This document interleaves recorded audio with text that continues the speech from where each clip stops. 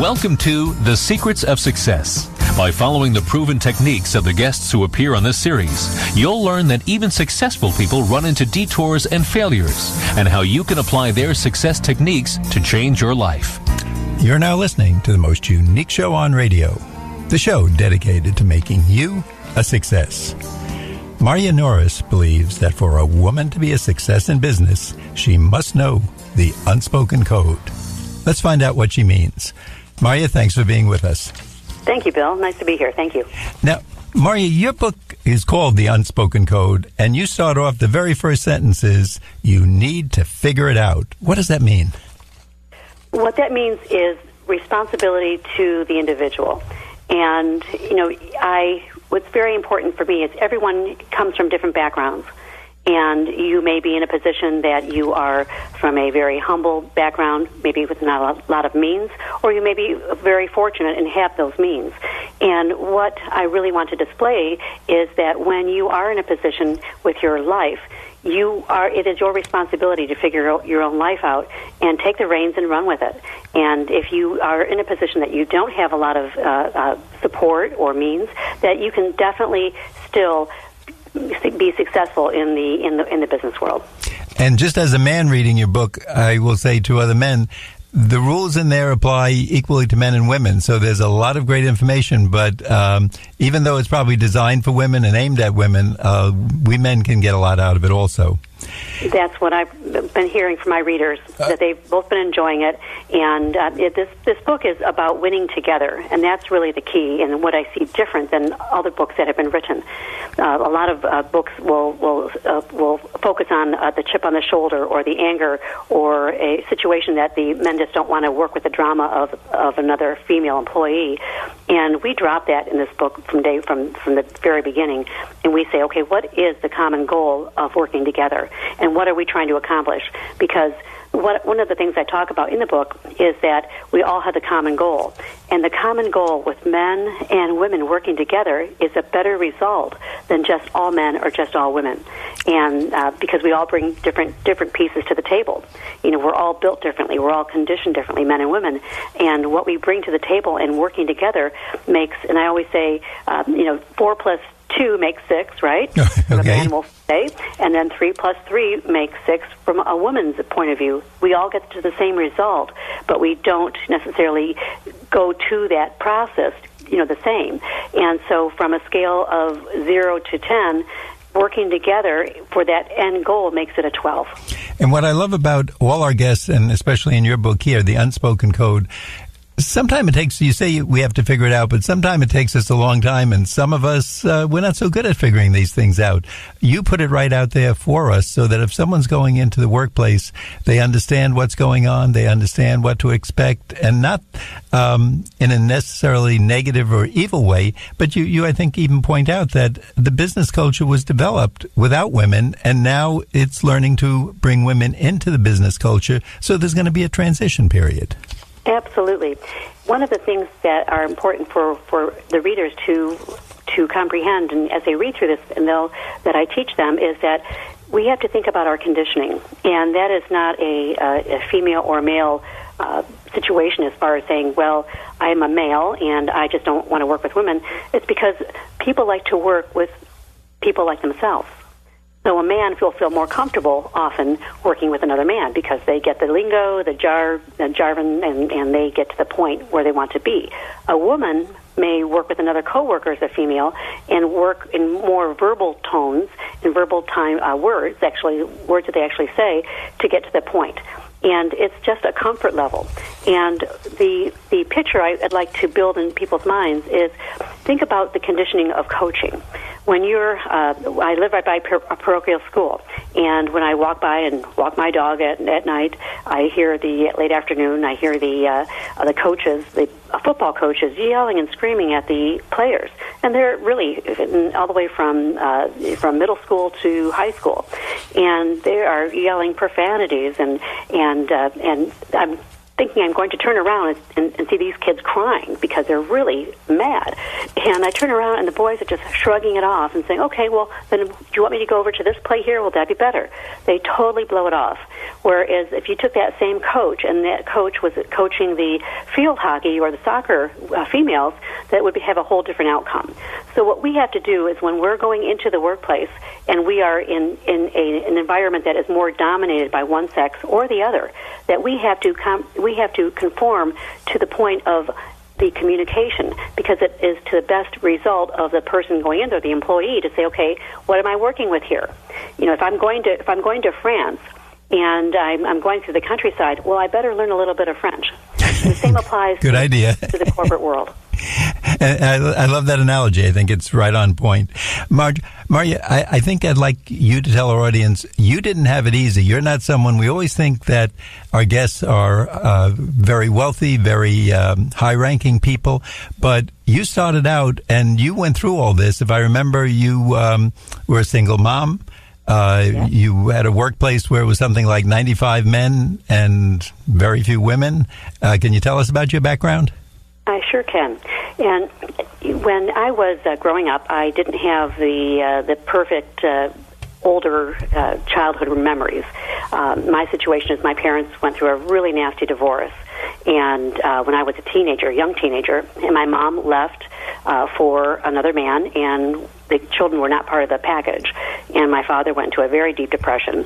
And I was all of 13, 14 years old. My mom said, figure it out, which is how my book starts.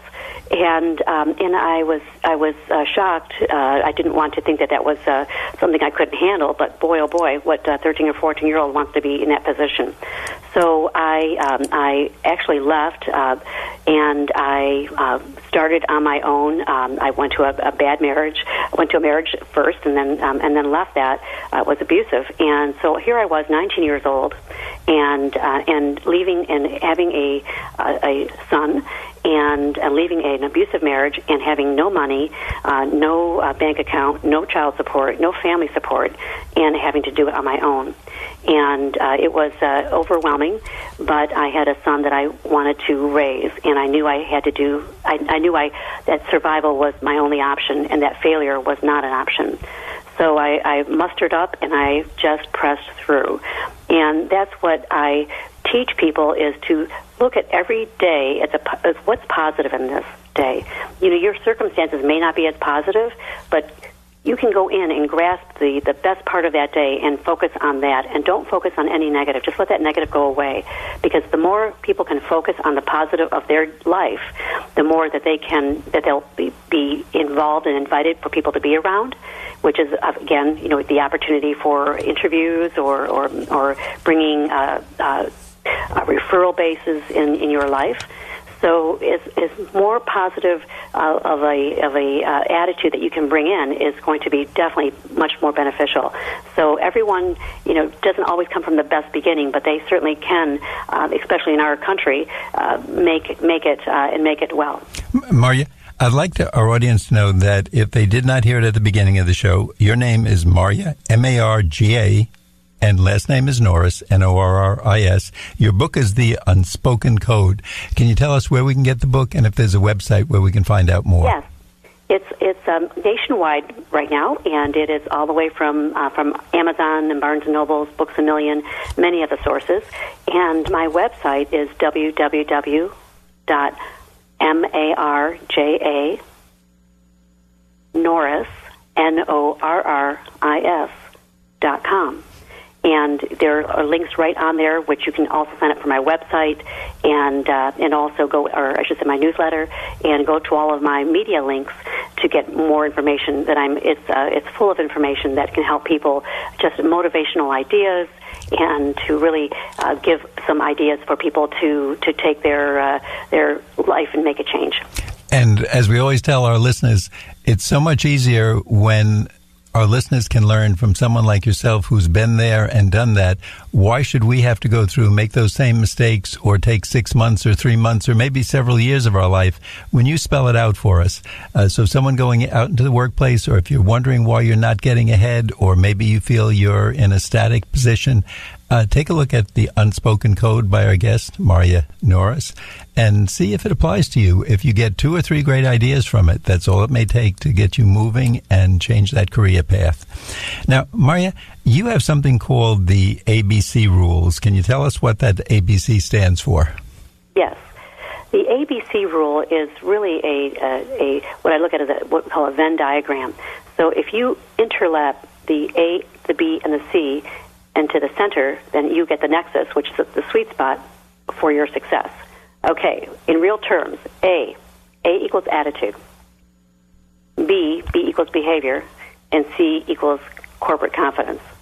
And what I do is I link all 3 of those, and I give you ways to take your attitude and make adjustments to benefit you, and then to take the behavior of your environment and give you the really black and white tips of what's working in the world, in corporate America in particular, and what isn't, and help you with those behaviors.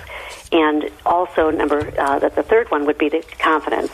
And the confidence is something that people say, well, gosh, she or he seems like such a confident guy. I could never do that. And the truth of the matter is, a lot of those people weren't confident in the very beginning. They walked in, they did a lot of what we call body language preparation for their meeting, and just self-talk before they go into a meeting, and really bring it out to all of their energy. And then when they go out into the workplace, or they go out in their interviews or their daily lives, that someone that has a lot of confidence, people are attracted to those type of people. And when you have the A with a great attitude, no matter what's happening in your life, you leave it at the doorstep when you're walking into work or you're walking in the day of your environment, and you are just looking at every positive thing that you can possibly bring into your world, that is very contagious. And people like to be around people like that. The B for behavior, having really smart tips as far as you're not looking at your cell phone. I know we're so media driven today. When you're at work or in a work environment, leave your cell phone, under your desk or in a drawer, and really get your work done, because that really shows the employees, or I should say the employers, and your boss, that you're really willing to be committed to concentrating and focusing on what you're doing for the business that day. And then see with that confidence, really bringing that in. And if you link all of these 3 together, that center core, that nexus of the ABCs really produces really large results that will capitulate you to the next level and really make a difference in your work world. Marja, I told you I love some of the quotes in your book, and on page 22 in your book, you have a quote concerning attitude. Could you read it to us, please? Of course. Page 22. There is a little difference in people, but that little difference makes a big difference.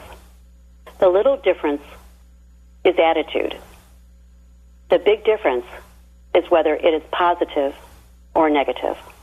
And, as you said before, one time I asked myself, why is it I really gravitate towards certain people in friendship and, in meetings, professional groups, etc.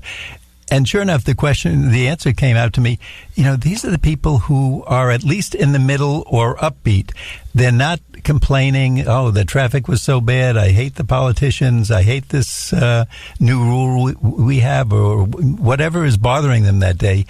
And they don't get tied up in minuscule complaining. It's something positive, or at least it's neutral, and it's not bringing you down. And I'm sure that's just what you're talking about. In any group, if you have that good attitude, I think that's going to draw people to you, or at least not chase them away. Absolutely. Well said, Bill. Marja, we want to find out more about the Unspoken Code, but at this point in our show, we'd like our audience to know that you're listening to The Secrets of Success. My name is Bill Horan. The show is produced at 90.3 WHPC at Nassau Community College. We'll be right back after this brief intermission.